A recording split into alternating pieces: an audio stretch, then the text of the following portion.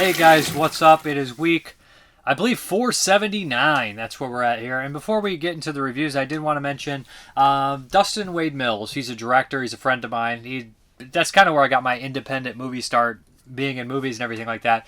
So he wrote a book not too long ago called Pig Iron.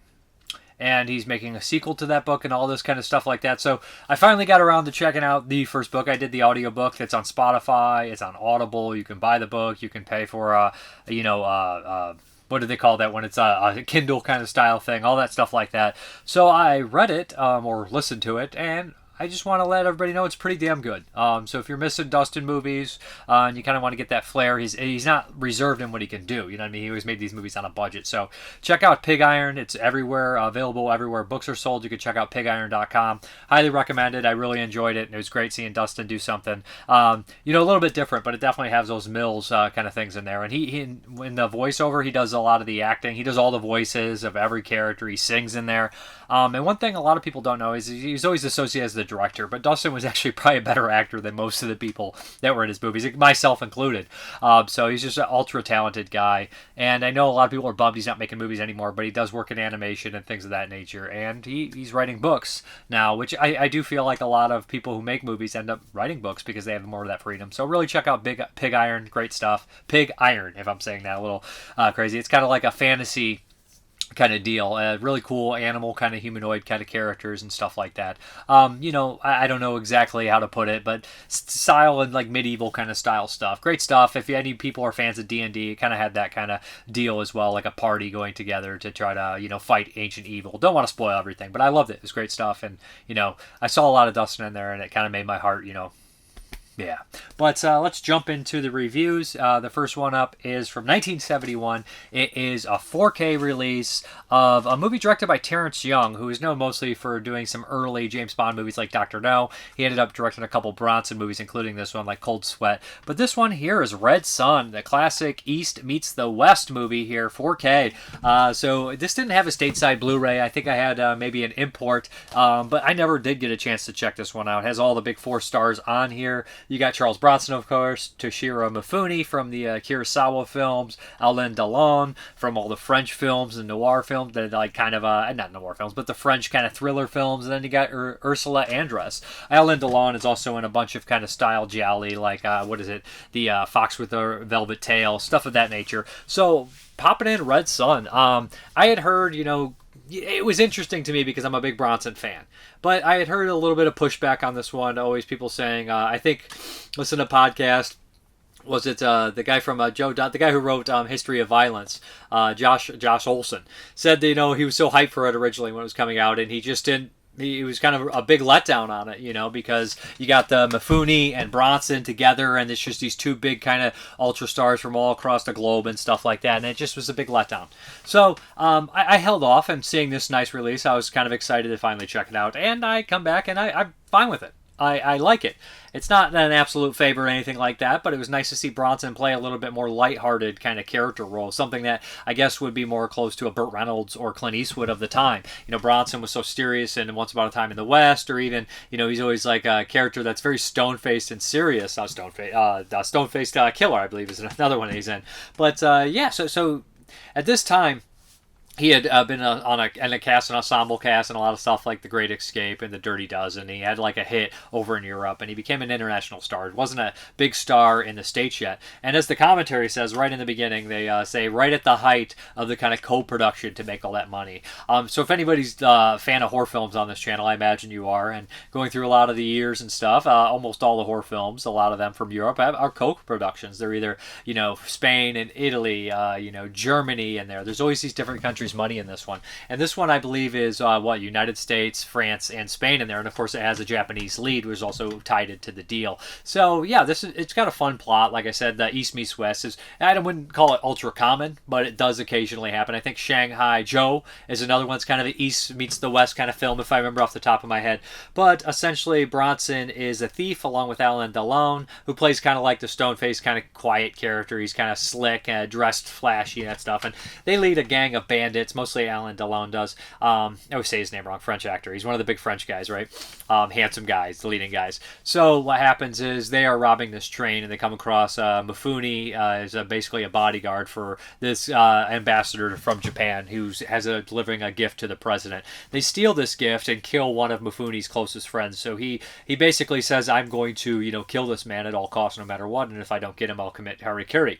Bronson is betrayed by these guys at the same time, and he's left for dead kind of deal, and it's ended up Mifune and him have to team up. Now Bronson doesn't want to do it at first, and he's constantly trying to get a fast one on him, where Mifune plays kind of the straight man in this, and it almost is like comically entertained by the ridiculousness of Bronson's antics. So there's a lot of that back and forth kind of deal. There's a little bit of fish out of water stuff with Mifune. Mifune's a great actor. I mean, obviously he shines a little bit more when you see him in the Kurosawa movies as kind of the wild man and stuff like Rashomon or even Seven Samurai. But he's still a good actor every time he pops up. He pops up in the Japanese Godfather films and stuff like that. Just a classic, iconic screen presence, as well as with Bronson is. Bronson is very cheeky in this one. It's weird. They point that out in the commentary a lot too, but it's a little bit different.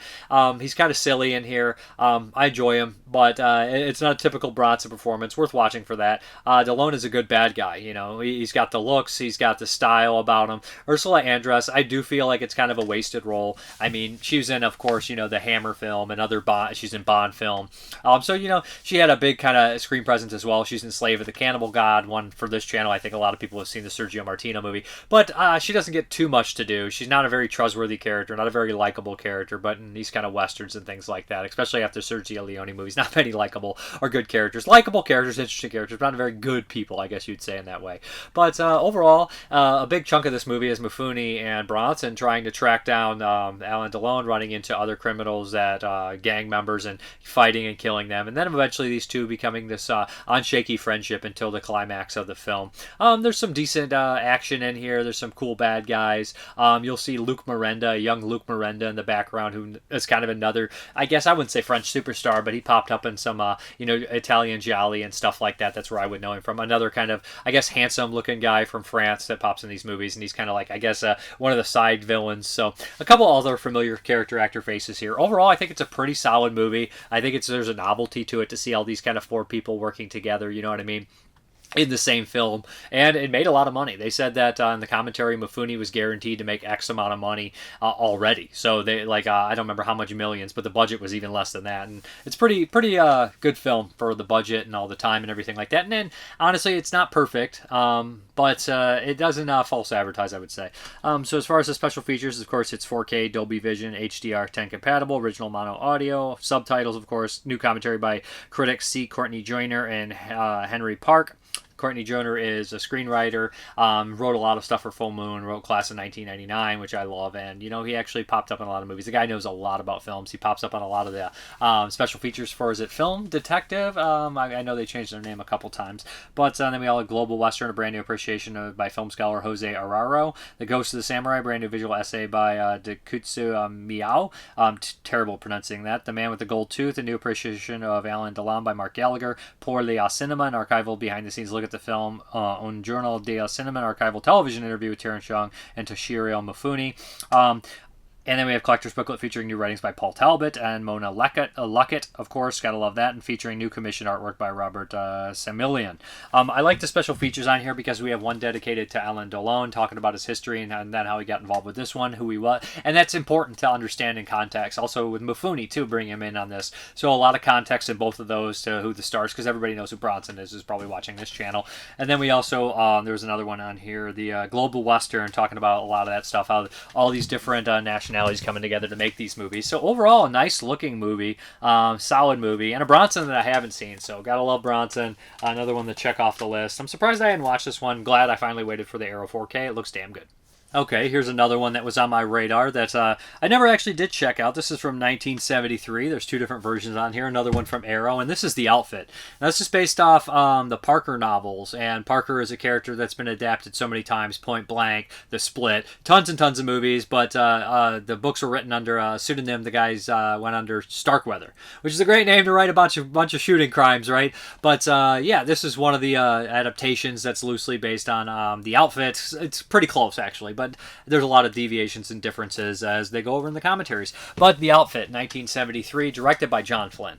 Now, I know John Flynn from Rolling Thunder, which is an excellent movie with Tommy Lee Jones and William Define, which is a revenge-style movie. It's a cult classic. A lot of people do like it. But I also know John Flynn from Brainscan, which is one of my favorite 90s horror films. I know a lot of people don't like it, but it's interesting and fun. Frank Langella and, why can I not remember the actor from Terminator 2? Edward Furlong. There, I had a brain fart. But John Flynn is a pretty good director. He also directed a movie called The Sergeant, which is on my radar to check out. But yeah, this is a great one here. So it's a neo-noir, and it has one of the most amazing cast here. It's character actor heaven. So it stars Robert Duvall as the Parker kind of character, as Mecklin. And his partner is Joe Don Baker, coming fresh off Walking Tall. Excellent actor. The love interest here is Karen Black. And in the 60s and 70s, Karen Black was just a really good get in your kind of crime film or drama film. She's in so many movies like Cisco Pike, and she's just a completely different entity than what she became later on in the horror films, but just an excellent actress. I believe she's also in Day of the Locust, which is also a fantastic 70s movie, and her performance is top notch. I think they're probably one of the strongest ones in the film. But also, besides that, you have Robert Ryan on one of his last films, a great actor from stuff like The Wild Bunch and The Professionals. You have Timothy Leary, character actor, great. Richard Jekyll, another character actor, great. Bill McKinley. I know I'm probably missing a handful. Elijah Cook pops up in here. Just a ton of people that I think people will love seeing in here. So what John Flynn wanted to do, according to Walter Hill on the special features, was he kind of wanted to have this throwback to the old noir movies. You know, he wanted to make this a period piece in the 40s so it could have more of that kind of look to it, even though the novel was contemporary, but he got fought on it from MGM, so he ended up making this, and Walter Hill did an uncredited rewrite on it to make it more modern. But I think that adding in all these character actors for somebody like me is perfect. I love all the little nuances and details and things of that nature. But Robert Duvall, right in the very beginning of this film, he gets released from prison, and he goes back to his girlfriend Karen Black, and there's a hit on him, but he gets the best of it, and he realizes the outfit's coming for him. His brother has been killed, so he's going to get back at the outfit, which is this criminal organization. The best way he can get back at him is by robbing them. So him and Joe Don Baker get together, old partners, and they start robbing him, hitting him up, knocking all these places up, while Robert Ryan is definitely trying to take him out, and Timothy O'Leary is kind of this goon, and he's absolutely insane and ridiculous from The Killing, which is a great movie, and his performance is unhinged. Nice little role here. But yeah, this is a fantastic kind of crime film with great dialogue and matter-of-fact action and kind of hard-boiled dialogue. Robert Duvall is straight to the point, just a guy not to mess around, but there is kind of a kinship between him and Joe Don Baker, and it's good casting these two opposite. We got Duvall being so serious, and Joe Don's more a jovial kind of character that you can really root for. Brings a lot of life to both of them, I would think. Karen Black is also solid in this one, not their best performance, but a really good performance nonetheless, and this time she never really disappointed. I love Robert Ryan. I love Robert Ryan, how he interacts with Robert Duvall in this movie when they're talking about the deal to kind of pay him to go away, and he's just like, I make $250,000 in a morning by noon on a good day, and he's like, it shouldn't hurt you too bad then. I love the back and forth, and they do open up. I don't remember what special features on here, but they talk a lot about the kind of females in the movie and the criminal women that are involved with organized crime. Like one of them is lost just her partner, and one of them is stuck in this relationship. You kind of see like from different levels where they're at, and Joanna Cassidy is Robert Ryan's wife, and she's like this trophy wife, this young wife. But just a really great film. I love how it looks too, traveling across like Northern California and things like that. I feel like where some of this takes place at, but just looks, the rule filming and things of that nature. And I like how action was shot back then. It wasn't overly done to the point where you couldn't tell what the hell was going on. It wasn't super loud. Not that I hate any of that stuff, but I just feel like action when these kind of movies is just like matter of fact, and it hits hard, and it's fast and it's matter of fact. I also liked how John Milius used to shoot it and stuff like Dillinger. And I love Peck and Pause. That's a little different than with the slow motion, but fantastic movie. I'd really recommend this. As far as the features are concerned, we have the alternate ending, which is darker and I think probably more fitting, although they mentioned in the commentary that, Starkweather, not his real name, I can't remember his real name, liked that ending so much he kind of tended to pop up later in his novels, even though this was an ending he didn't write. And then we have a commentary by critic and author Jebediah Ayers and film critic Mike White of the Projection Booth podcast. That's a great commentary. They talk about the books, they talk about the other adaptations, they talk about how this fits, they talk about a lot of the actors. Mike White's great at it. I don't know the other guy, but he does a really good job too. But I love Mike Mike White's podcast. The Man with a Getaway Face, a brand new appreciation by appreciation of author Donald E. Westlake, aka Richard Stark. It's not Starkweather. Geez, Stark. I got it stuck in my head. Charles Starkweather. By Westlake expert Levi Stahl. That's good. He talks about how he helped get the books republished and stuff, and these are important contemporary books that a lot of people do really like. Pass Not Taken, a brand new appreciation by film critic Walter Chaw. Tapping into the Outsider, a brand new featurette on the outfit, and the Parker novels by Alyssa. This is a French name, so it's always hard. More Malechetta and Shay Dennis, creators of Tough Business, a Parker site. Archival interview with filmmaker Walter Hill and director John Flynn. And that's archival. Reversible sleeve, of course. Original newly commissioned artwork by Tony Stella. Collector's book with writings by critics Chris D. and Glenn Kenny and Priscilla Page. But yeah, just good special features as well. I really like the one with the expert on the novelizations because that helped a lot. And I definitely want to check out the split. I think I have a DVD here. It's got a fantastic cast where Jim Brown plays kind of the Parker kind of stand-in character. But we got Warren Oates and we got a bunch of other people too that I love. But I really recommend checking this one out if you guys have not seen the outfit. Looks great in Blu-ray, not 4K. But hey, a movie that I held off on. Robert Duvall, underrated actor as a leading guy. I think he's fantastic. I don't think I've ever seen Robert Duvall do a bad job. I mean, I've seen Joe Don Baker in some crummy movies, but I think he's always pretty fun in it. What was that one, Fatal Justice? That's not a great movie, but he's alright in it. And he's absolutely hilarious in Wacko, which is, I guess, probably by most people's standards, not an excellent movie, but I do enjoy it, the Graydon Clark movie, and I think that Joe Don Baker is fucking hilarious in it. But hey, yeah, I would recommend the outfit. Okay, we're going to move into the next film of the Jackie Chan's breakout hits here. Golden Harvest stuff going on. And we are going to go to Mr. Nice Guy. Yeah, that's right. We got two versions, of course, the Japanese, the Hong Kong cuts, international cut. We have three versions here. I, of course, always watch the longest, most preferred cut on this one here. So this is an odd one. And watching this movie, I was like, we're getting kind of samey going on here. Jackie Chan is this cook. He's an excellent TV cook. He's kind of famous going about. And he uses lots of sorts of cool martial arts with his cooking and things of that nature. He's going to be flashy. One day, while he's out on the streets, he's taking his like new cooking tape or whatever he has, and this journalist and her cameraman witnessed this big gang shooting. There's these two gangs, one dressed in nice suits and one dressed kind of wacky, goofy, kind of Rumble in the Bronx style gang. And they end up shooting at each other, and a bunch of people end up dead. They have it on recorded, and they're running away. Of course, the bad guys see that they recorded this, so they're after them. The reporter's trying to get away. Jackie Chan ends up helping her. Now they're both after Jackie Chan and her. This mixes up Jackie Chan in this, and like Drunken Master 2, which is also in this set, they accidentally mix the tapes up, and he takes home this tape with all the murders on it, and she gets the cooking tape. It's very similar to that kind of story. So Jackie Chan, wrong place, wrong time, has an item that he shouldn't have. So it's very much in that vein. Sammo Hung directs this movie. Love Sammo Hung, of course, legendary actor that worked with Jackie Chan many times and directed some movies as well, like and starred in some great movies and directed them, like Encounters of the Spooky Kind and a slew of movies. But Sammo Hung is just a great comic actor, great action director, and he has a nice little cameo in this one as well. But of course, the bad guys are after Jackie Chan. There's a great scene where he's cooking on the show, and a bunch of bad guys get involved, and he has to beat them up while they're on the show, and kind of in front of a live audience. That's some good, nice gimmicks here. There's also a great gimmick with Sammo Hung where he's riding a bike and he keeps bumping into the bad guys, which would be great for fans of Sammo Hung. Overall, this one is probably one of the least efforts in the box set. Not that it's particularly bad. It's just like a smorgasbord of a lot of the other films that took place before, and I just don't think that the plot is particularly great. There's like these three kind of love interests here. I believe one directly from Hong Kong, and then you have the news kind of reporter, and then you have like a black woman that works for him. So it's like they mixed in like all these different kind of races here, and this one's clearly filmed in like, is this one in Australia or is this one in the other? All these movies jump around different countries. They're definitely trying for an international kind of flair, much more than the early Hong Kong stuff that he was doing, so they've become more of the international kind of films. The bad guy in here, Giancarlo, is absolutely ridiculous. You know, he's a silly character, and the very end ends with this giant kind of vehicle that Jackie Chan's attacking with, very similar to what was the one, was it Thunderbolt? I don't know if it was Thunderbolt or the second one where he's driving that giant hovercraft around. So it's like, it's very much just a smorgasbord of pieces of other Jackie Chan movies in this box set.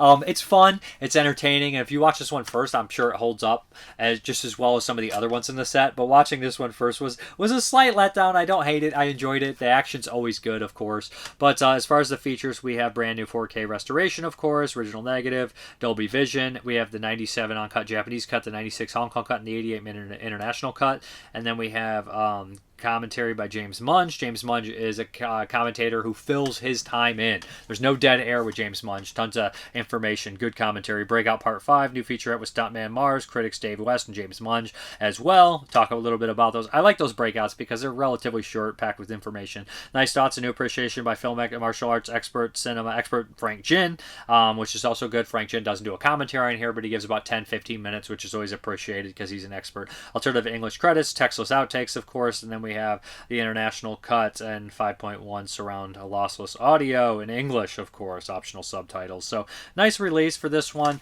Not my favorite of the set, but definitely not complaining. Even any Jackie's pretty much good Jackie, especially from this time frame. So recommended, but maybe just a little watch this one first. I wouldn't watch this one last because I feel like you've seen everything by that point.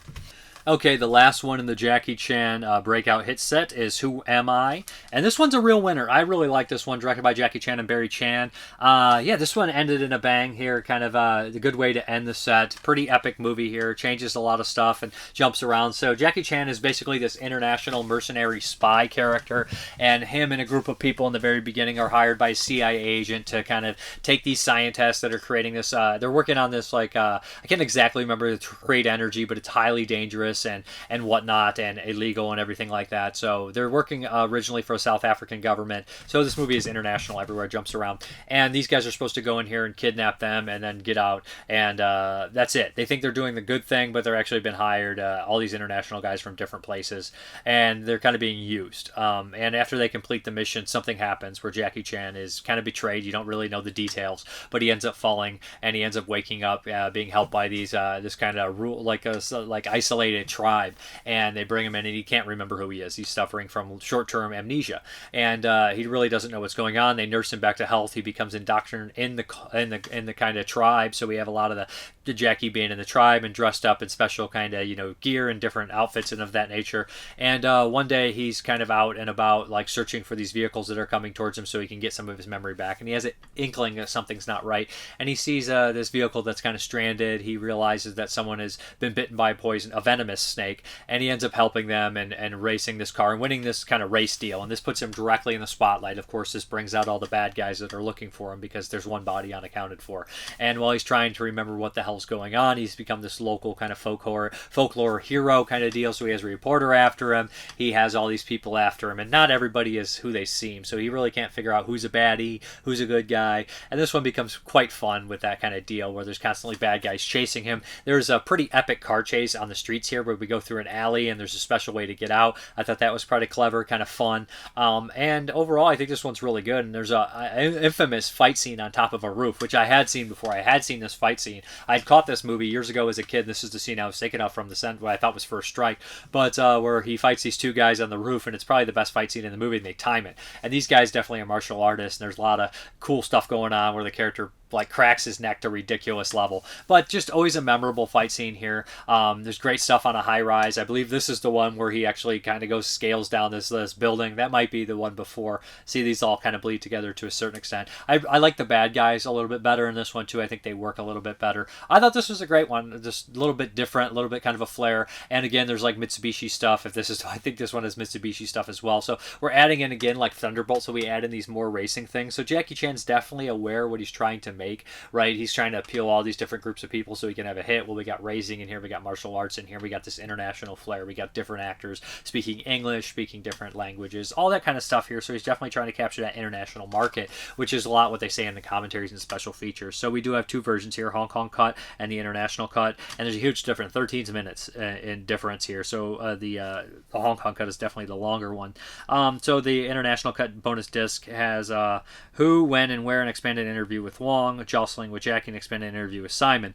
But then we have, of course, the commentary of James Munch. Again, packed commentary here, tons of information. Very, like I said, he doesn't. You see a lot of commentaries where there's a bunch of dead air. No dead air with him. Breakout Part 6, new featurette with Munch, actor Glory Simon, and second unit cinematographer Wei Wong. Look at the back of the film. From Dunk to Slam Dunk, Jackie Chan and the New Millennia, new featurette with Munch, Simon, Wong, stunt woman Kathy Hubble, stunt man Wang Yao, and Mars critic David West, and others look at Jackie's career in years since. The making of Who Are I, a 3-part archival behind-the-scenes featurette, alternate ending. writing. So they do talk about, they have the textless outtakes too, but they do talk about his career afterwards, talking about the Rush Hour films and the Shanghai movies and making a name for himself and going on to do other things and trying to capture those different markets all the time and always having himself to this high standard. But yeah, good Jackie Chan box set. Enjoyed the hell out of watching these. If I had to pick favorites, I think we got Drunken Master 2 as number 1. And then I'll go with either Rumble in the Bronx, Who Am I, Thunderbolt, probably First Strike, Mr. Nice Guy. I don't know the exact order. Mr. Nice Guy is probably last, unfortunately. Not that it's bad or anything like that. But First Strike might be before Thunderbolt. Hard to say. I like Drunken Master, Rumble in the Bronx, and Who Am I are the top 3 of the set for me, personally. But yeah, great stuff. Really enjoy this. Arrow always does a great job. Highly recommended set. Look great in 4K as well. So good stuff. Check it out. Okay, this next one here is from Dark Force Entertainment, and this is Brute Corps.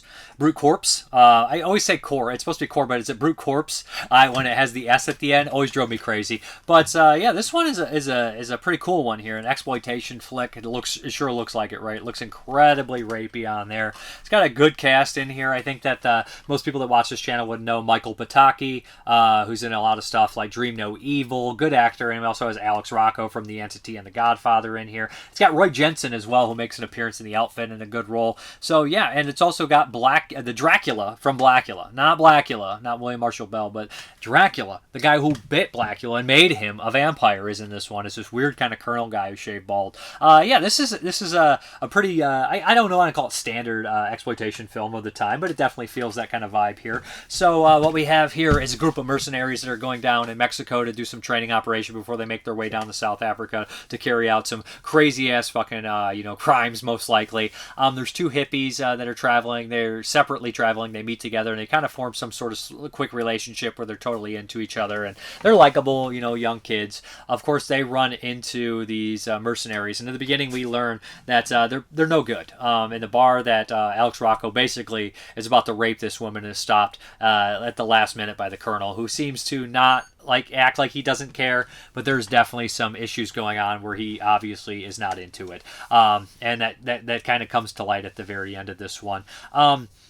And then I do also want to mention that Johnson from RoboCop is in this role. I didn't recognize him at first, but another kind of memorable character actor here. But yeah, so what happens is we learn these guys are dangerous, and one of the characters played by Paul Carr has a little bit of, he's more into the mercenary mission himself. He's not into basically all this horrible stuff that they're doing beforehand. Alex Rocco is kind of the driving force behind all this. So the 2 hippies end up making their way to the camp, and they end up kind of, at first it seems okay, they're drinking, they're having fun, and Alex Rocco starts to get a little aggressive, and before long he says, I want to take her with me. I know you've done something like this before, and I want to do it. So all the guys start fighting and say, no, I want her. So they decide to hold this kind of tournament of fighting amongst themselves to try to see who wins the girl. Of course, she's tossed around amongst the men in a really nasty scene afterwards, and our hippie guy is kind of left for dead. He's kind of runs away and makes it to town, but no one really wants to help him, so he ends up kind of coming back on his own for revenge, and Paul Carr decides to help him. So it ends up being these 2 against this group of kind of ruthless mercenaries and everything like that. Pretty fun movie, solid movie, good bad guys. I think everything works with it. I think it looks pretty damn good. Alex Rocco is one of the standouts in here. Michael Pataki is really strange and funny. I like him. He's a good character actor, but he's also in that weird, he's in Sweet 16 as well as kind of the mayor character, Michael Pataki. But I really like Alex Rocco as the villain. I think he's a creep. Paul Carr's a good kind of leading guy, and it's a tragedy classic 70s exploitation movie where tons and tons of people die. It's not your lighthearted feel-good movie. I would say it's a dark one. And the reveal of the Colonel is pretty interesting as well. In the commentary, they mentioned that we got Bill Olsen on there with the director talking about a movie called The Sergeant, directed by John Flynn, which kind of has a similar vibe, which is crazy that pops up on this one as well. I mean, not the movie vibe, but that twist kind of deal. As far as that on the features, we have, of course, the commentary with writer-producer. It's Michael Carr's producer, sorry, and we have on-camera interview with Felton Perry and Parker West. That's crazy. One of my best friends growing up was named Felton, and my name is Parker. My last name is Parker, so that's strange. It's Felton and Parker and that kind of deal. But I've heard that said together a lot. But Felton Perry is the actor Johnson from RoboCop, of course. But recommended this one. It looks damn good. I enjoyed this. I know it doesn't have the highest ratings on Letterboxd, but I actually think it's a pretty damn good exploitation movie. Got the right kind of tone, and I think it's got the right kind of character actors and stuff. It really worked well for me. That is Brute Core. Check it out. All right, I'm going to be relatively quick with this one because I think this month, the 17th, I'll be having a special episode come out with Greg Immortus and Pearl Morgan on Land of the Creeps, where we talk about this 2012 movie by Takashi Miike, Lesson of Evil. This is based on a novel and then a comic, and a manga and a movie were made kind of after that. Here's the movie. So this is a odd one here. It's a relatively long film, over 2 hours. Takashi Miike is a very versatile actor. Did classic kind of ghost stories like One Missed Call, did crazy, wacky, violent films like Ichi, Yakuza movies like Ichi the Killer, did the V Cinema stuff, and then he would do gross out, like low budget extreme stuff like Visitor Q. So, I think an Audition, a classy kind of disturbing movie as well. So Takashi Miike, very versatile. This one here is a pretty wild movie here, darkly comic, but also very disturbing in its subject matter and things like that. So we follow this opening where we have this teacher. Well, in the opening's a little dark and kind of confusing, where we have we need to talk about Kevin kind of style vibes, but we kind of fast forward to more modern times, and we have this teacher who everyone seems to like on surface level, and there's a lot of bullying and there's a lot of cheating going on, so they're trying to figure out how to fix this, and pretty soon students start dying, people start dying around the area, and you're not necessarily sure who it is until the second half, and there's this kind of big reveal. But the whole movie, this whole second half of this movie is a school shooting that's incredibly violent and has some dark humor to it, where we're introduced to all these characters in the first part of the movie, and all these kind of pedophilic teachers, to be honest, and then we are given all these murders of these kids in a pretty graphic, crazy way. And nowadays, obviously, this is not gonna, saying that, but I mean, back then it was rough too, but I mean, just in the subject matter and stuff, pedophilial teachers, school shootings, and it's a Toho film, so there's that as well. But overall, I think it's a really good film that's really well acted, that is an interesting one too. They made an epilogue to this, which is like a 2-hour miniseries that kind of explores the character of the teacher before this was made, which I really should have checked out. But overall, this is the Third Window Films release with the 2-hour making of on it, and a new UK trailer. Would recommend Lesson of Evil if you could track it down. It is floating on sites as well around, but I don't think the disc is in print anymore. But yeah, if you can watch this one, I would really recommend it. It's got some disturbing qualities about it, some weird kind of serial killer mental stuff that I don't know if it necessarily works, but interesting, good stuff nonetheless. Lesson of Evil. All right, guys, let's hop into those 1983 movies. I have returned.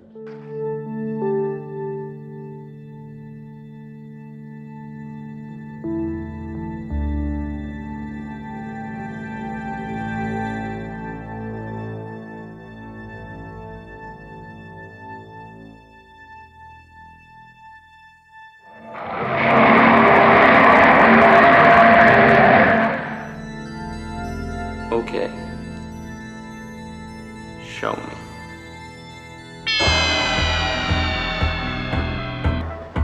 Where is the music now? The sound of laughter.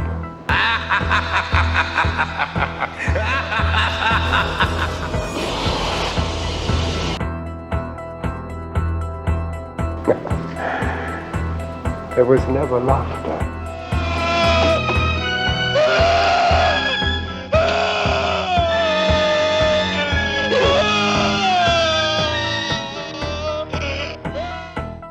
Like What's what like? screwing a psycho.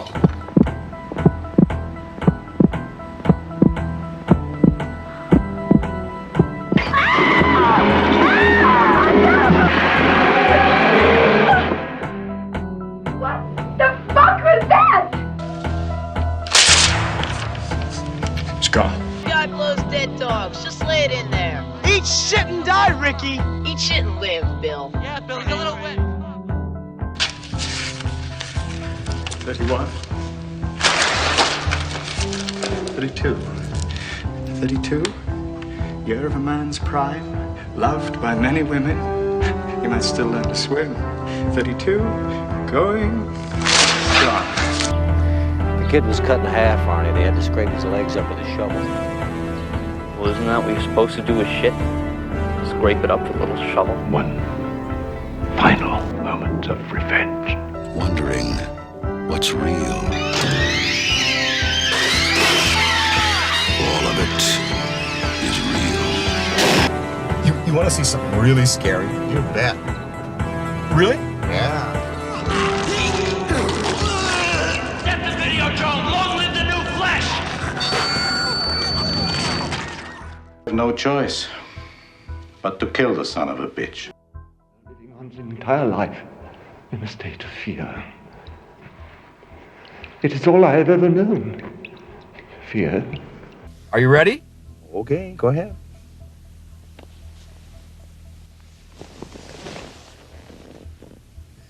What are you doing?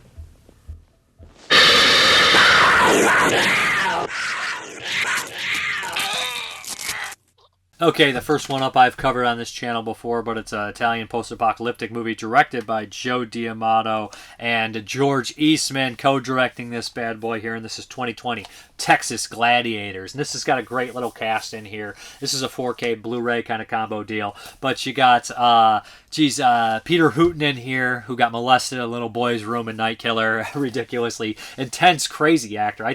This guy's nuts. Got Al Cliver, Lucio Fulci's whipping boy, personal whipping boy. He's in there, always getting killed or being in Fulci movies. Who else pops up here? Donald O'Brien is the main baddie in his Nazi kind of get up here, matching Donald Pleasance from his post-apocalyptic movie, or matching a Gordon Mitchell who's in his post-apocalyptic movie this year. So tons of these kind of big evil bad guys kind of vibes. Who else pops up in here? The Hal Yamanochi. He's an actor who pops up in a couple Lamberto Bava movies. He pops up in New Gladiators. I knew I said his name wrong, but he's like kind of the token Japanese guy who's in all these post-apocalyptic movies. He's in here. So in the opening of this movie, we have like this really graphic scene where these nuns and these priests are being attacked by these kind of like creature-esque kind of mutants in the post-apocalyptic world, and these rangers show up, like 4 or 5 of them, and they end up saving them. And there's a priest being crucified. There's this nun who's about to be raped, so she kills herself, and there's a woman being raped. And in the back, there's one that is rescued by a ranger. This ranger's like, well, I'm going to rape her then. And all the other rangers stand up to him and say, listen, that's bad. Al Cliver and him fight. They ban him from the Rangers group. He's out of the Rangers. You're out of here, man. So then we kind of fast forward later on. Al Cliver has moved on after he saved this woman, and they've been married, and they moved into this small society. And they're kind of like working on, is it like a nuclear plant, whatever they're doing, like for energy, and kind of surviving on their own. Very, very Mad Max, right? Very Road Warrior kind of style thing here. While the Rangers have kind of been disbanded, they're not really working out and everything like that. They're just kind of disbanded, it seems to be. But there's a gang out there led by the former Ranger. The gang is led by Donald O'Brien, but he's kind of like the pit boss here. And there's some familiar faces within this gang, like Gayracula, who pops up in half of these post-apocalyptic movies, including Warrior of the Lost World, if I'm not mistaken from memory, but she plays a kind of memorable bad guy. There's some other memorable bad guys in here. And of course, what's going to happen is this gang of baddies is going to attack this place, and they're going to, kill Al Cliver, and they're going to take this woman hostage. But the Rangers are eventually going to figure it out. They're going to be upset about it, and they're going to try to get together and take out all these bad guys if they can. But they need help, so they go to the post-apocalyptic Native Americans, and we're going to have this giant battle, of course. The bad guys are pretty memorable. This one's, I think, darker than its, brother-sister piece in Endgame, which came out the same year, same one half of the director. I think this is a gnarlier, grosser movie. There's like, a rape of a young boy in this one, off-screen, but still it's fucking nasty to think. And there's also that opening, I think, is a little pushing the boundaries, this more exploitative. Joe D'Amato almost seemed like he couldn't help himself sometimes if you watch some of his movies, like Beyond the Darkness and Anthropophagus definitely have these showstopper scenes that were pretty fucking nasty and very memorable. But I think this one's a pretty good post-apocalyptic movie, one of the most memorable. There's a giant action set piece at the very end. A lot of people do die. They make sure to pick off the bad guys. They show all these like gang members in the background here and there, and you just spot them. They do get picked off. They do take their time here. It's a lot of action. The action doesn't get boring. There's enough variation on like something like Rush, which is very repetitive and becomes incredibly boring. I think 2020 Texas Gladiators is enough variation, enough characters, enough going on. Looks fantastic in 4K. I would recommend this one. It's fun. It's solid. As far as the features are concerned, we got Shoot Me, the Real Story of the Italian Texas Gladiators, archival interviews with Joe D'Amato, assistant director Michele Soave, screenwriter Luigi Montefiore, that is, of course, George Eastman, R.I.P., and actor Al Cliver, Gladiator Gayracula, interview with actress Gayracula from Demons and Shock. What is that one? Shock Terminator 4, whatever the hell you call it. But this is a lot of fun, enjoyable shit going on here. But I gotta give a shout out to Peter Hooton in here. He just looks fucking nuts. Like, and the more Peter Hooton movies I see, I'm like, Peter Hooton is off his fucking rocker crazy. Especially during like the scenes where he's like put in the mine. His eyes are like this the whole time, just sweating. Or the Russian roulette scene. Like, I don't think he was acting during that. But did he pass away? Is there any interviews with Peter Hooton? I should have done some more research. Maybe just wanted to disappear into the abyss and not talk about these fucking movies.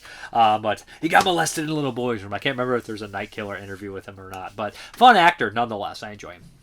Okay, how could I not cover this one as well? Another one from '83, Endgame, another Italian post-apocalyptic movie. Joe D'Amato had to get on that bandwagon, baby, and make some of these bad boys. And this one is actually one of my favorite post-apocalyptic movies. This is like the third time I've seen Endgame. It's got a huge cast in here again. We got Al Cliver, we got Laura Gemser, we got Gabrielle Tinti, we got George Eastman popping up in this motherfucker. We got Bobby Rhodes. Great little cast. I'm going to look on the back and see if I missed anybody. Of course, we got Al Yamanouchi, and that should be pretty much the cast here. And Gordon Mitchell. You got to have a baddie, like I said. That's why Exterminators from the year 3000 failed for me, because there's no heavy bad guy. The other one's you got Donald Pleasance, you got Donald O'Brien, you got Gordon Mitchell, and two of them. Who do you got in Exterminators from the year 3000? Dopey Poophead. But this one here, all right. So this one starts off in a very Running Man style thing. We know the Running Man wasn't made yet or even written at this time. Maybe it was written around this time. But we also had, of course, The Price of Peril, the story, and The Millionaire's Game, which was in the 70s. But there's a book, of course, that it predates all this stuff, a great sci-fi book. Or is it a short story novella? I did read it, but I can't remember what the length of it. But I love Price of Peril. The Price of Peril is a great one, too, which is the same kind of story that basically the Running Man ripped off, let's be honest. But Endgame here, so we start off and Al Cliver is basically playing this Endgame, which is very similar to the Running Man, and he's done it before as a hunter, but now he's going to be the hunted. He's got George Eastman, Bobby Rhodes, and some kind of weird kind of karate dancer guy on his trail. In the opening, it's all advertised, it's very satirical, it's very funny, and you're like, oh, we're going to have this kind of style of game. But in the middle of this kind of game, Laura Gemser's running through, and she ends up being this mutant. She needs to make it through the post-apocalyptic world. They're going to pay Al Cliver. Al Cliver's going to be paid to kind of transport her across this desert-like landscape that's incredibly dangerous, but he's still got to deal with Endgame, of course, and George Eastman is a great competitor in this, and 6'9" George Eastman's chasing him across the whole fucking movie. They kind of seem to form a shaky friendship, but it's not really a friendship. You can't trust Eastman in this movie. Love Eastman, but eventually he ends up getting a ragtag group of people, very familiar character actors, to help transport Laura Gemser across this radioactive, crazy, weird fucking desert, whatever, where there's bad guys popping out, including weird monks that are seeing all through one person, and some mutants, of course, like Lizard Boy or whatever the fuck he is in his lizard gang. But yeah, of course, people get picked off. There's plenty of action. There's plenty of fun. Al Cliver's a good, solid lead. George Eastman is great on screen. I think he steals the show. Love Laura Gemser. So many people in this one. But yeah, overall, it's two kind of favorite things I like, a game of death movie and a ragtag group of survival movie. So it's kind of put together. But overall, I really like Endgame. I think it changes enough of its plot and keeps moving that it doesn't ever get boring. Then we have special features. After the bomb, interview with actor Luigi Montefiore, a.k.a. George Eastman, and a CD soundtrack. So if you want to listen to these soundtracks on both these, they're there, and they're both pretty damn good. The next one here is a South Korean film called Thousand-Year-Old Wolf, or Thousand-Year Wolf, and this is an odd one here. It's kind of an adventure folk kind of fantasy horror film.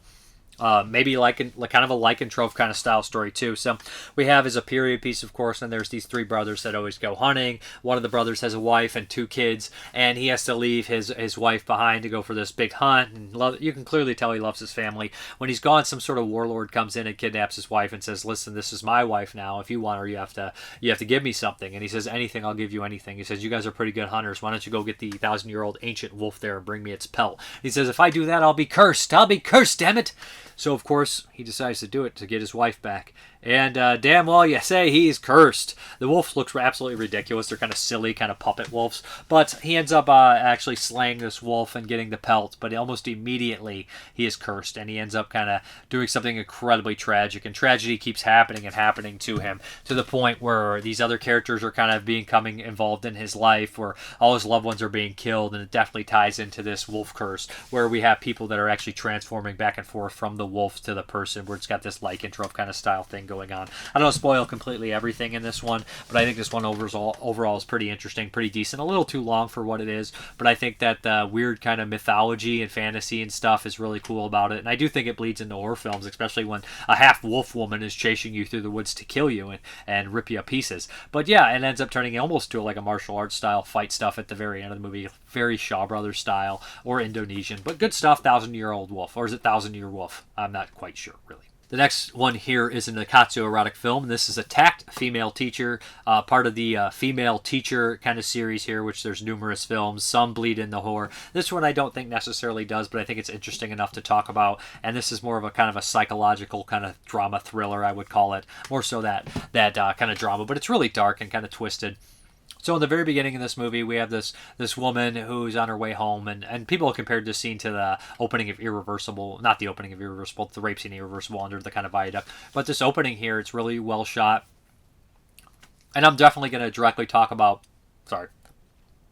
movies that are porn films and then the softcore kind of Nikatsu erotic films and compare them, because there's such a major difference here. And the Nikatsu movies are what was popular at the time, these erotic films. So you got really good directors making them. So they're making a movie in spite of having to put sex in it, while the other pornos from a lot of this time are making a movie in spite of having to have a plot. They just want to have sex, and it really shows. And this one here, so what we have is this woman gets sexually assaulted. She's young, she goes home, and she calls her boyfriend and says, "Are you coming home?" And he kind of dogs on her and says, "I'm going to leave you." And this traumatizes her, right? The idea that she wants to kind of shut away, and she never really fully recovers from this experience. And we kind of fast forward years later, and she's this music teacher. I think she was a music teacher then, or at least a student. She's very good at it. And she works at this school, and she has suitors that are after her, and she never really wants to settle down. She sleeps with a different person almost every night. When someone starts getting attached, she cuts them off.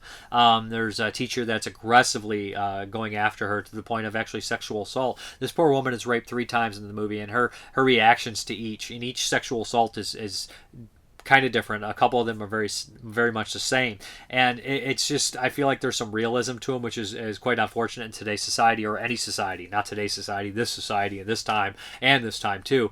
The idea that she's like forced to be with these people, and almost every male character in this movie is absolutely horrible. Every male character is horrible, and almost every female character is awful too. She's not a great person, but she's doing this a lot because of her trauma and what's happened to her. So like, you look at this issue where like people would think, oh, somebody who's been raped, maybe they'll possibly be afraid of sex, they'll be afraid of all this kind of thing like that. But sometimes you see the opposite in film, and I don't know if this is necessarily true. I'm not a rape victim, but I have seen people that have claimed to be raped and probably were raped say like they kind of indulge in this sexually kind of explicit lifestyle where they put themselves in danger, maybe because they feel like they've been hurt, and they just are looking to put themselves out there trying to overcome this trauma, or their trauma has pushed them to the point where they no longer care. It's hard to say what is psychologically going on with somebody like this, but she decides to sleep with a lot of these people, and she never really wants to settle down.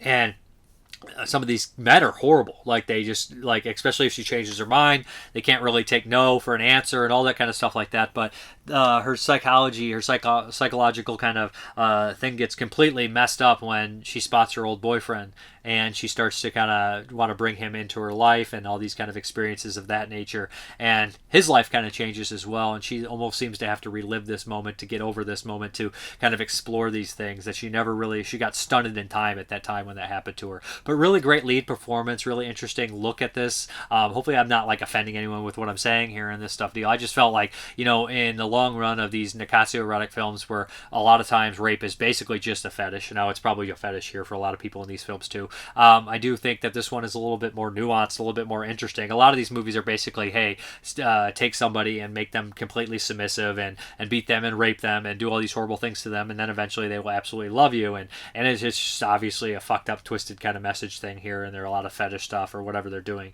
into that aspect, or self-discovery through these abuse and all this kind of shit like that. But this one I feel like is a little bit different than that, maybe a little bit more, I guess, with a more softer, interesting touch to it. Although it is sexually explicit, I do think the ending is interesting too. But that is Attacked Female Teacher. I think a lot of these movies with better titles for the Western, I know like in Japan that's perfectly serviceable, but I think if the titles were changed, I think that more Western audiences would be more approachable to these things, you know what I mean? Like a lot of movies like Angel Guts catches your attention, so people do watch a lot of those because I think like they think they're going to be incredibly extreme and crazy, but a lot of them have these genuinely good stories in them, despite if you like the sex or not, you know what I mean? Okay, the next 1983 and the last one this week, I'm going to be really brief with this. So this is Gayracula. That's right, Gayracula said Gayracula, and this is a 68-minute version. This is a hardcore gay porno. I'm not in mind of watching too many hardcore pornos, and hardcore pornos from, movies with, like, actual movies, they're not something like I would ever put in an old hardcore porno and be like, I'm going to rub one off to this bad boy, right? It's just not something I'm really interested in, but I like seeing any of the pornos when they have, like, parody style to them, where they're actually kind of horror films, especially if they're more serious and stuff. I mean, I watched a lot of the Phil Prince ones from last year, and some of those are mostly serious and dark and twisted, but the one I actually enjoyed the most was The Devil and Miss Jones Part 2. I thought that one was probably the best of the bunch, and Cafe Flesh is actually kind of a real film on top of that. Those are both feel like real films. Now, I can't say Gayracula feels like a real film because this 68-minute version is clearly cut down from the 83-minute version, and I don't know if that other version's floating around. But saying that, and a lot of people are loving this in Letterboxd, and I'm like, guys, is irony really that fucking fun? Not irony. I feel like they like it ironically, and I shouldn't say that because who am I to say that? But, like, I don't understand. Like, people like that movie Bat Pussy, and it's like, this is just two awkward people fucking for an hour and a half and talking. Like, it's just insane that they can keep their attention. This could never, that kind of stuff can't really keep my attention. But, so we have Gayracula, who is bit by the Marquise. Marquise de Sade. It's not Zassad, but it's something like that. I can't remember. And they have, of course, a little bit of, Fellatio, he gets bit. Now he feels tormented forever, and he kind of wants to get revenge on this guy. We go like 200 years later. We bump into a lot of these sex scenes. There's a live sex act kind of stage show, which goes on way too long, and it's edited really weird to where they keep showing the same sex scene over and over again. Like I said, if the sex scenes are your thing, or you find the people attractive and enjoy it, so be it. I don't really particularly not like I don't watch like a lot of these for like the hardcore pornos for like masturbation. Like if they have stories, I watch these more in that aspect. I was never one to sit down and watch these kind of things for, actual porn, if that makes any sense to people. Not that there's anything wrong with what people want to watch for porn as long as it's legal, but I'm just saying, so this aspect, like the sex scenes or whatever, it's not something even like artfully done like Club Bijou or Encounters of the Unknown. Those I think are like two of the gay pornos that I actually have seen, and I'm trying to think of other pornos that just kind of tend to do the sex scenes better, that are classics and whatnot. Like Devil and Miss Jones is another one, but overall the sex scenes are fine, I guess. I think that the last one, that I think that there's, dare I say, chemistry between the two, between Gayracula and Randy is the character's name. I remember the character's name, but there's some funny things in here. There's obviously some ADR, which is absolutely terrible. I don't know if the actor who played Gayracula could act, but he's not. The ADR is dog shit. There's a hilariously bad bat flying, and that's probably the highlight of the movie. You see the bat fly out of the cave, and you're like, "Ha, that's funny." And then it goes on for another fucking hour, and people are like, "This is good. You guys are fucking nuts." Maybe the uncut version's better because we could actually see the revenge and see anything. But as far as this version's concerned, this is not a movie. This isn't even. This is just all the sex scenes. The actual thing that's even funnier is there's like these sex infomercials on the version that I watched afterwards, and they felt so ridiculous. I was like, these feel like South Park parody, like sex tape video things. But overall, Gayracula, I can't recommend this. I didn't see the full version. Maybe the full version will blow me away and there'll be like more dialogue and more plot that's funny. But overall, I mean, there's plenty of sex scenes in the short runtime. They're hardcore sex scenes, if that's your thing. Like I said, I guess you could say that the last sex scene was like they seemed into it more than the other ones. I do think Gayracula, I guess he's got a pretty good look for a gay Dracula, if you will. Hilarious fucking title. I'm like trying to think of a better one. Could you do like homosexuals or something like that? I can't think of a better name. Of course, you could go Fagula. I don't know. Maybe they didn't want to offend anyone, but Gayracula, I think people going to watch this are not going to be easily offended. But hey, it is what it is. It's a gay vampire movie, and I could skip it because it sounded too damn fucking funny. But yeah, there's not. I definitely want to watch the porno parody horror films. I wouldn't really call this necessarily a horror film or really coherent porno either in this cut form, but it is what it is. Gayracula. I just want to say Gayracula a couple more times. Gayracula, Gayracula, Gayracula. There we go. It's done. I'm done with it. Gayracula. Okay, the Patreon pick is one from, I believe, 2022, and this is the Old Guard from Netflix. Somebody picked this one, and I'd not really heard much about this one, and I kind of put it in, and I was like, oh, we got kind of a John Wick kind of style action film here, which I'm fine with. I don't love how the action's filmed in a lot of modern movies. I am obviously a critic of that stuff. I mean, The Furious was cool, but I'm more so an old school kind of action guy, a Hong Kong action guy, so it's not really my thing. I don't hate it. I think it's very good working a lot of times, and I think it's a decent modern action kind of style here. This has Charlize Theron in it. Theron, I always have trouble with her name.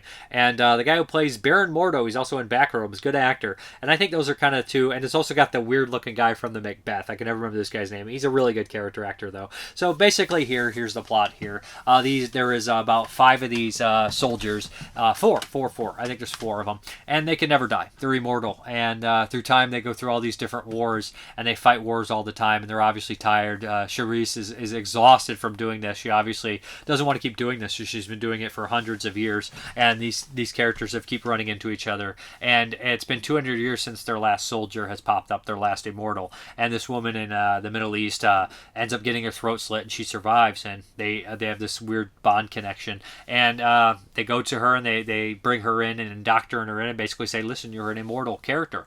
At the same time, there is this CIA agent who ends up being a baddie, and he's being hired by this kind of pharmaceutical company because this guy has heard about these immortals and he wants to basically capture them and experiment on them and make them, figure out how to make people live longer, right? He's your kind of, I guess, like, I wouldn't say like pharmaceutical bro. He's a complete douchebag. It's played by our strange-looking character actor, and he does a good job. Mordo is the CIA agent, kind of black operative kind of Black Ops operative kind of betraying kind of guy.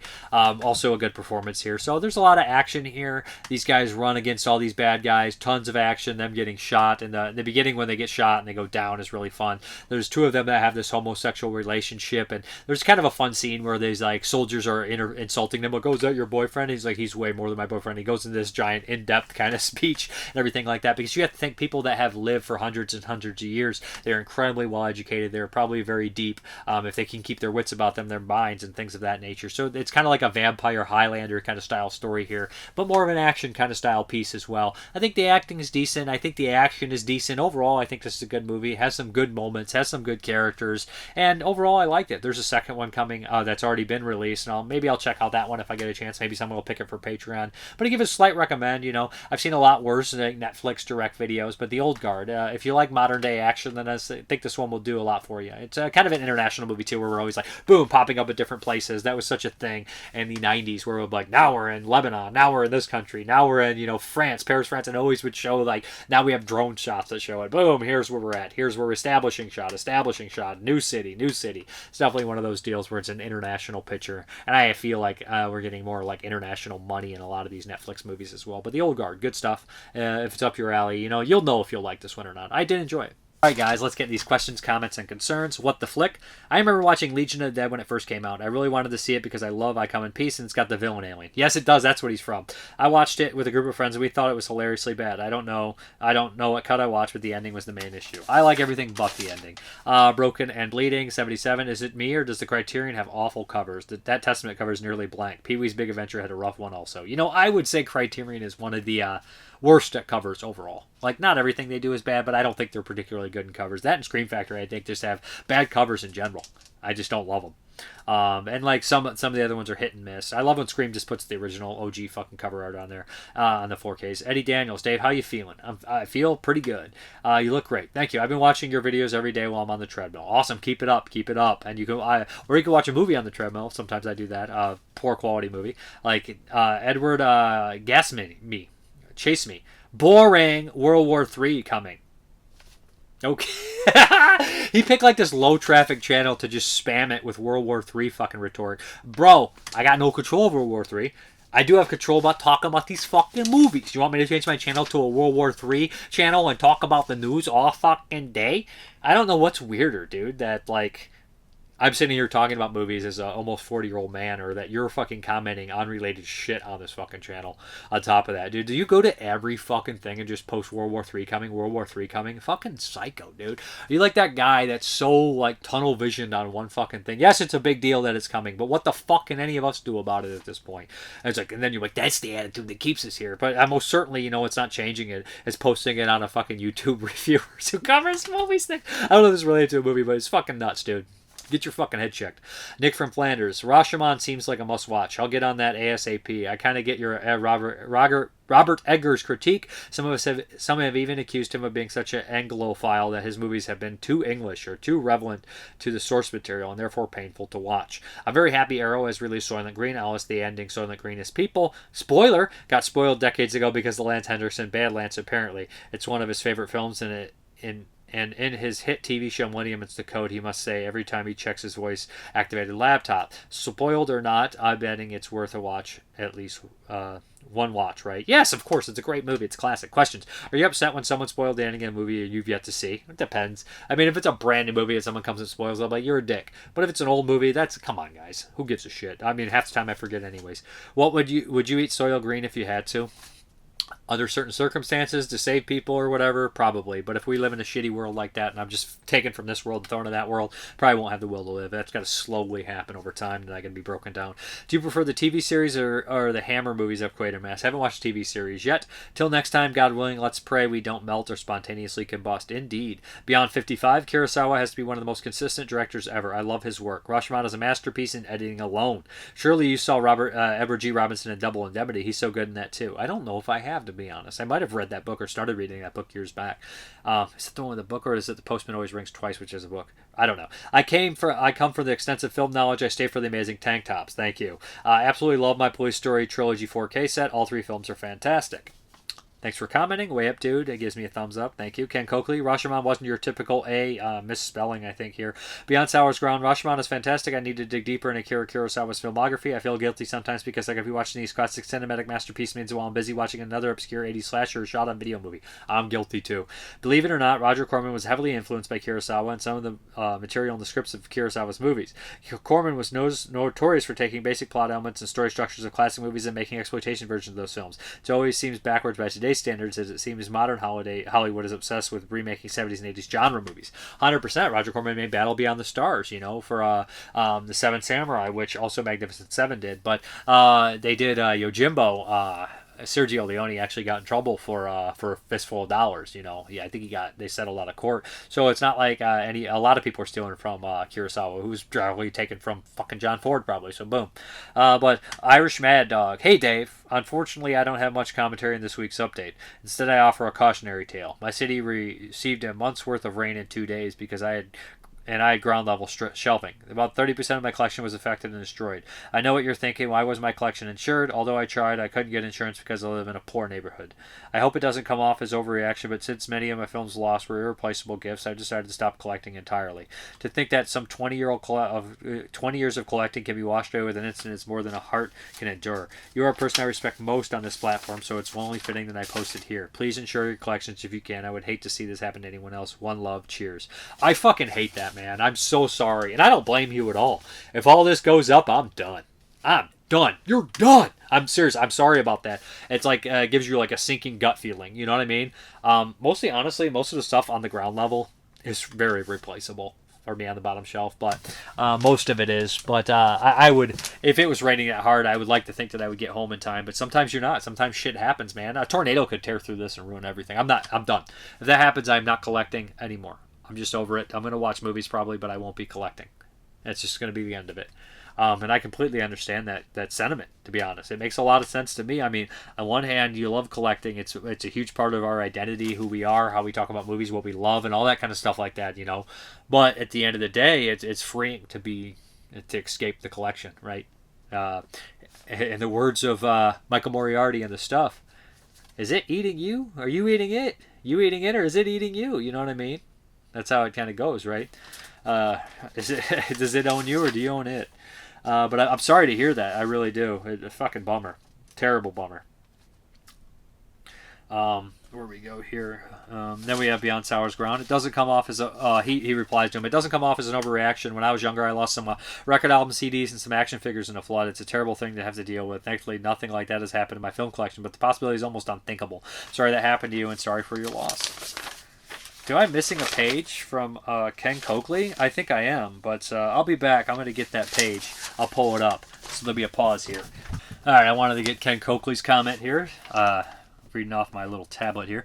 Rashomon is visually different from other Kurosawa films. Thematically, he seemed to borrow from Ingmar Bergman. Both the wife and husband were seemingly having existential crises. Cinematography seemed to be similar to films of Jean Cocteau, as well as John Renoir. Not sure on how to pronounce his names, but of course I'm mispronouncing a French name. I did have a problem with all the noise from the wife and husband whining and Toshiro Mifune's erratic laughter, as well as the babies crying in the last 20 minutes or so. No baby cries for that long, and almost took away from the great soundtrack. Now, Soylent Green was a really good sci-fi film that goes together with the Omega Man as the good science fiction double feature. See what I did by injecting a Rocky Horror reference? Midnight double feature, yeah. Even though the Omega Man was more horror than sci-fi. Briefly going to the Mega Man, there was a mistake. In the scene in the stadium, Heston is supposed to drive a motorcycle through the stadium. If you look hard enough, you will see that Heston has black hair and Rosaline Russell's double was a man, unless she grew a mustache. Also, Mystery Science Theater 3000 was originally going to be a TV series with Joe Hogston running a projector in an abandoned movie theater while roasting bad movies with two mutants. They ended up with a silent running theme. The Omega Man also had a groovy soundtrack, and I also liked the frilly lace dicky that Heston wore for dinner. Back to Soylent Green. It had the same dystopian setting a la the Omega Man. I can't believe the same man who worked with Orson Welles, Joseph Cotten, who would end up doing movies like this and Baron Blood. Chuck Connors, before he acted, was an NBA player. He played for my beloved Boston Celtics. Also, who knew that Soylent Green was people? Everybody knew it was people. Yeah, but I really like Chuck Connors. Great. But yeah. Also, you got the trifecta here. You got another dystopian world in Planet of the Apes with Charlton Heston. You got the Charlton Heston trifecta.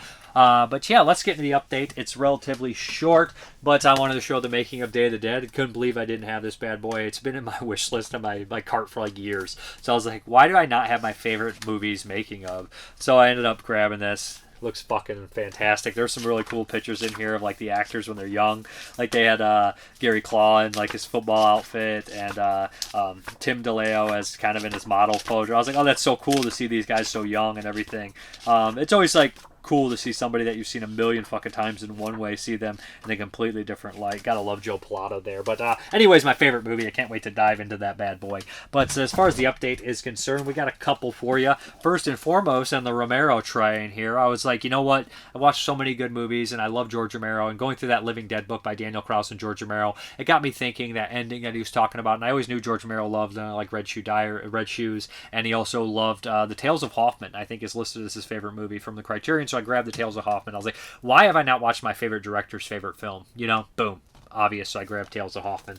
You gotta like watch your favorite director's favorite films to realize where they come from and that stuff. And then equally as good as Tales of Hoffman, I'm sure, is the 90s Nightmares from Terrorvision. Yeah. So we got 3 movies here: Mountain Fury, Lady of the Lake, and Hell Spa. Classics. Nice little box set here. Like what Terrorvision's doing. These movies are probably ranging in quality. Lady of the Lake is by a pretty good director, though. But yeah, let's get the hell out of here. Alright guys, thank you very much for watching, and as always, have a good one.